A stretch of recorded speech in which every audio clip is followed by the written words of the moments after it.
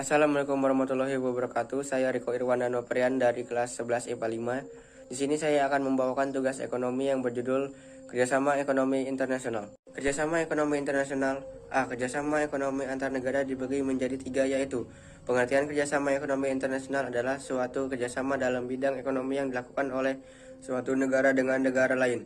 Beberapa faktor yang dikarenakan melakukan kerjasama ekonomi internasional sebagai berikut.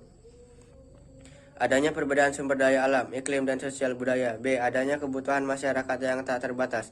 C. Keinginan membuka kerjasama hubungan politik dan dukungan dari negara lain. D. Era globalisasi menuntut adanya kerjasama negara di dunia.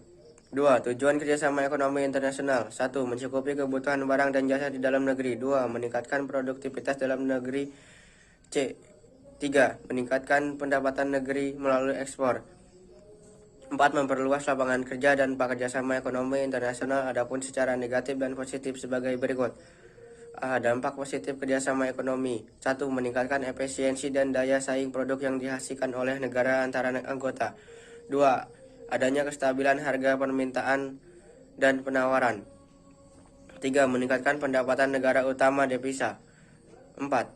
Dampak negara kerjasama ekonomi terjadinya pasar bebas yang mengancam keberadaan industri dalam negeri. 5. Potensi ekonomi tersentralisasi di negara maju yang dapat menyebabkan perekonomian negara menjadi tertinggal. 6. Perekonomian suatu negara menjadi tidak stabil akibat semakin bebasnya arus investasi swasta. B. Bentuk kerjasama ekonomi internasional.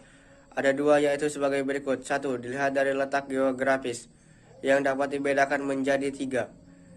1. Kerjasama ekonomi internasional yang dilakukan oleh banyak negara di dunia, contohnya WTO dan IMF.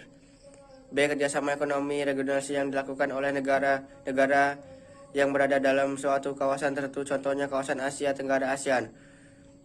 Kerjasama ekonomi antar regional yang dilakukan oleh negara-negara yang berada dalam satu kawasan dengan negara-negara yang berada di kawasan atau wilayah lain, contohnya kerjasama ASEAN dengan EEC.